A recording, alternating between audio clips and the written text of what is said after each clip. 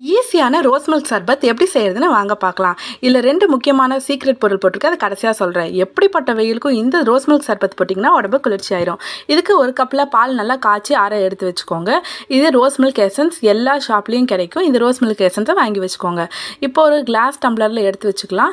இந்த கிளாஸ் டம்ளரில் நான் இன்றைக்கி ஒரு 2 ட்ராப் மட்டும் ரோஸ் மில்க் எசன்ஸை ஊற்றிக்கிறேன். உங்களுக்கு எவ்வளோ வேணுமோ அவ்வளோ ஊற்றிக்கோங்க.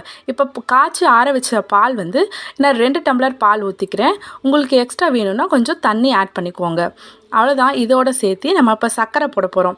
சர்க்கரை நான் இன்றைக்கி ஒரு 3 ஸ்பூன் போட்டிருக்கேன். உங்களுக்கு சர்க்கரை தேவையான அளவு போட்டுக்கோங்க. இதை நல்லா மிக்ஸ் பண்ணிக்கோங்க. அந்த சீக்ரெட் பொருள் இதுதான் சப்ஜா சீட்ஸு. இது எல்லா மருந்துலையும் கிடைக்கும். இதை வாங்கி நல்லா வச்சுக்கோங்க. ஒரு 10 நிமிஷம் ஊறுனதுன்னா இது நல்லா சாஃப்டாக ஜெல்லி மாதிரி ஒரு கன்சிஸ்டன்சிக்கு நமக்கு கிடச்சிரும். இந்த மாதிரி இருக்கும். இந்த இதுலேருந்து நம்ம 1 ஸ்பூன் மட்டும் எடுத்து நம்ம ரோஸ் மில்க்ஸ்லாம் போட்டு நல்லா மிக்ஸ் பண்ணிக்கலாம். இந்த சீக்ரெட் வந்து உடம்புக்கு ரொம்பவே குளிர்ச்சி. இதை கண்டிப்பாக சேர்த்துக்கோங்க. அடுத்து இதுதான் பாதாம் பிசின். எல்லா நாட்டு மருந்து கடையிலும் கிடைக்கும். இது நல்லா ஒரு 1/4 மணி நேரம் ஊற வச்சுக்கோங்க. ஊற வச்சிங்கன்னா இந்த மாதிரி ஜெல்லியாக கன்சிஸ்டன்சி இருக்கும்.